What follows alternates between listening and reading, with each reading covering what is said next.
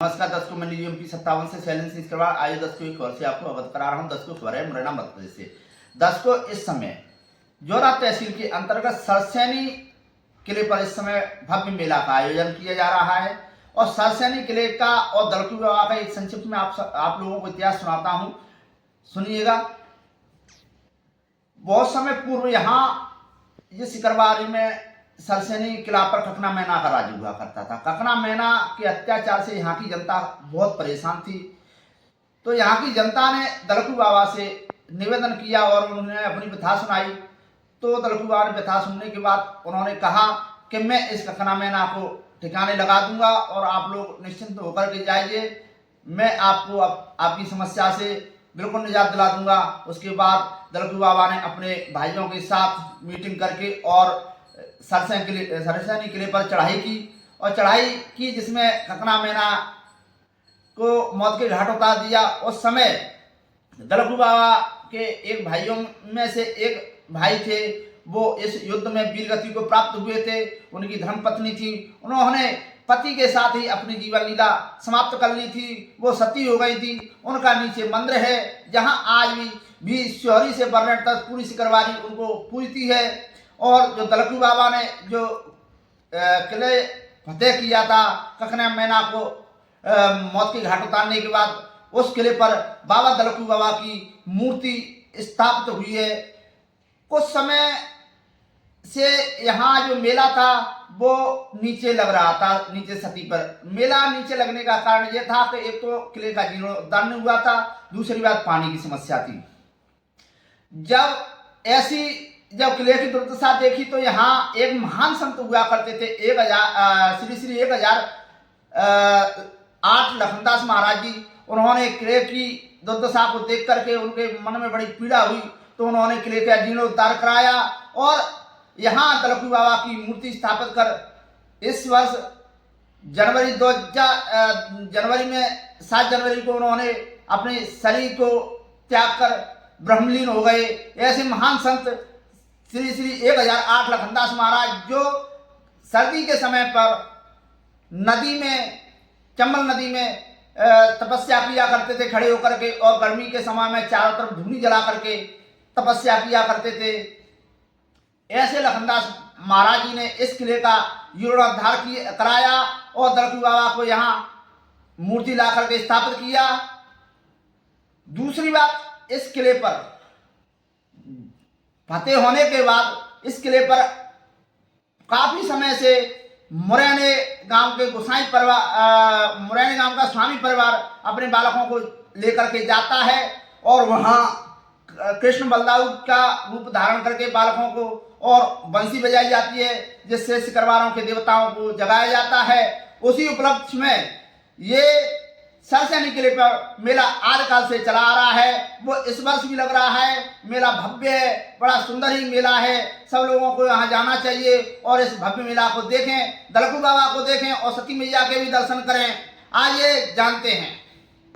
साथी दर्शकों, आपको एक अच्छा सुनहरा मौका मिल रहा है जिसमें कल श्री 1008 श्री लखनदास महाराज जी की मूर्ति की स्थापना हो रही है और उनकी प्राण प्रतिष्ठा हो रही है। आइए चलें सरसैनी किले। नमस्कार दर्शकों, मैं यूएमपी 57 से शैलेंद्र सिंह करवार आइए दर्शकों एक खबर से आपको अवगत करा रहा हूं। दर्शकों खबर है मुरैना मध्य प्रदेश से। दर्शकों इस समय जोरा तहसील के अंतर्गत सरसैनी किले पर इस समय भव्य मेला का आयोजन किया जा रहा है और सरसैनी किले का और दलकू विवाह का एक संक्षिप्त में आप लोगों को इतिहास सुनाता हूं, सुनिएगा। बहुत समय पूर्व यहाँ ये सिकरवारी में सरसैनी किला पर ककना मैना का राज हुआ करता था। ककना मैना के अत्याचार से यहाँ की जनता बहुत परेशान थी, तो यहाँ की जनता ने दलकू बाबा से निवेदन किया और उन्होंने अपनी व्यथा सुनाई। तो दलकू बाबा ने व्यथा सुनने के बाद उन्होंने कहा कि मैं इस ककना मैना को ठिकाने लगा दूंगा और आप लोग निश्चिंत होकर के जाइए, मैं आपको आपकी समस्या से बिल्कुल निजात दिला दूंगा। उसके बाद दलकू बाबा ने अपने भाइयों के साथ मीटिंग करके और सरसैनी किले पर चढ़ाई की और चढ़ाई की जिसमें ककना मैना को मौत के घाट उतार दिया। उस समय दलकू बाबा के एक भाइयों में से एक भाई थे, वो इस युद्ध में वीरगति को प्राप्त हुए थे। उनकी धर्मपत्नी थी, उन्होंने पति के साथ ही अपनी जीवन लीला समाप्त कर ली थी, वो सती हो गई थी। उनका नीचे मंदिर है जहां आज भी शौरी से बरनेट तक पूरी सिकरवारी उनको पूजती है। और जो दलकू बाबा ने जो किले फतेह किया था कखना मैना को मौत की घाट उतारने के बाद, उस किले पर बाबा दलकू बाबा की मूर्ति स्थापित हुई है। कुछ समय से यहाँ जो मेला था वो नीचे लग रहा था, नीचे सती पर। मेला नीचे लगने का कारण ये था कि एक तो किले का जीर्णोद्धार नहीं हुआ था, दूसरी बात पानी की समस्या थी। जब किले की दुर्दशा देखी तो यहाँ एक महान संत हुआ करते थे, श्री 1008 लखनदास महाराज जी। उन्होंने किले की दुर्दशा को देख करके उनके मन में बड़ी पीड़ा हुई, तो उन्होंने किले का जीर्णोद्धार कराया और यहाँ दलकू बाबा की मूर्ति स्थापित कर इस वर्ष जनवरी में 7 जनवरी को उन्होंने अपने शरीर को त्याग कर ब्रह्मलीन हो गए। ऐसे महान संत श्री 1008 लखनदास महाराज जो सर्दी के समय पर नदी में, चंबल नदी में तपस्या किया करते थे खड़े होकर के, और गर्मी के समय में चारों तरफ धूनी जला करके तपस्या किया करते थे। ऐसे लखनदास महाराज जी ने इस किले का जीर्णोद्धार कराया और दलकू बाबा को यहाँ मूर्ति ला करके स्थापित किया।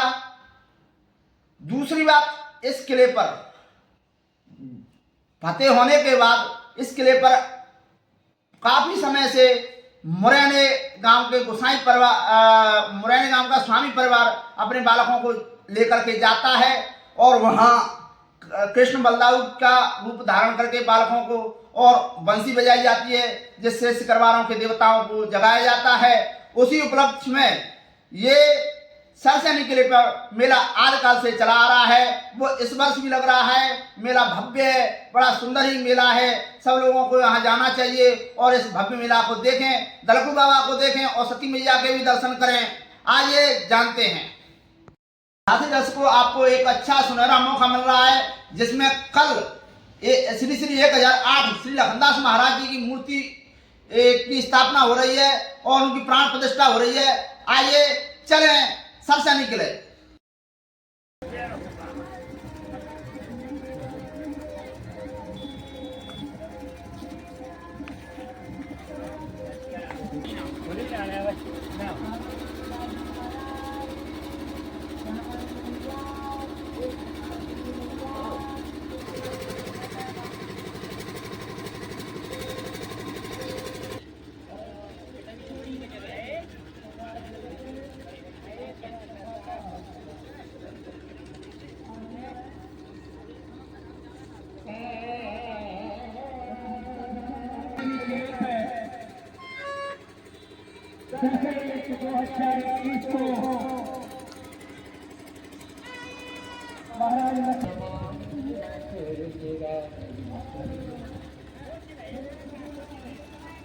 प्रीत राम पद कमल माया ओ कपि जो मो पर रघुपति अनुकूला सुनत बचन उठे। ऐसा यह मंत्र गया। ये मंत्र कौन सा था? जब मनु जी ने तपस्या करी 1000 वर्ष राम को आई श्रवण रंग हो गया। हनुमान जी इंतजार जय राम होती खड़े हो जाते हैं। ये शब्द श्रवण पे कहीं पर भी नहीं आया। ये वो दाता जी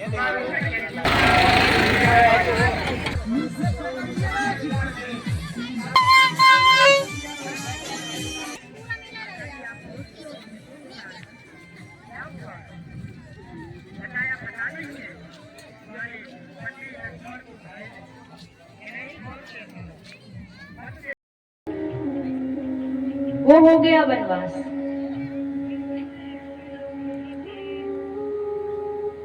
अच्छा, एक बात तो आप सभी को पता ही होगी, अभी चल रहा है कलयुग। आपके हिसाब से और जैसा हमारे सनातन उपनिषदों में दे रखा है, उस हिसाब से कलयुग में एक व्यक्ति को कितनी उम्र तक जीना चाहिए? आप अपने हिसाब से बताओ। एक आदमी कलयुग में कितने साल तक जीवित रह सकता है? बताइए बाबू।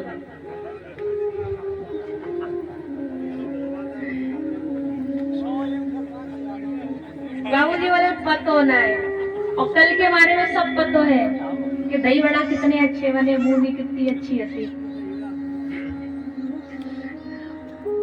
तो ये भी ठीक है कि पतो नहीं, सही बात, सीधे सरल बात। अच्छा, मुझे तो सिकरवारी की एक बात बड़ी अच्छी लगती है, एक से एक विद्वान और सरलता इतनी। मेघ सिंह चाचा देखो, वे बेचारे शांत रह गए। हम चाह रहे थे कि लक्ष्मण शक्ति पूर्ण हो जाए, क्योंकि उसमें बीच में कोई अड़विंग लगे तो ठीक नहीं होता तो जिंदगी बोझ बन जाती है, फिर कितना कंधों पर भार आ जाता है। वैसे ही आपको यदि संकट, यदि आपको जरा सा भी संकट आए, आप भर कर के कह दीजिए कि हम पर ये कष्ट है, ये परेशानी है, मैं नहीं तुलसी जी। सबसे पहले इस रामायण में, इस रामचरित्र में प्रवेश करे। ये व्यक्ति पहले रामचरित्र को पढ़ेगा, उसके बाद जब उसका मन निर्मल हो जाएगा, पवित्र हो जाएगा, तो फिर वो रामायण में प्रवेश होने के लायक बन जाएगा। इसलिए तुलसीदास जी ने अपने इस ग्रंथ का नाम रामायण लिखा। इस ग्रंथ का नाम रामचरितमानस रखा। और जो इस व्यक्ति भगवान का भजन करता है, भगवान के गुण गाता है, वो भांति भांति के भोग मिले, अंग अरोग मिले, सुख के संयोग मिले। मिल जाएगा, सहज भाव में मिल जाएगा।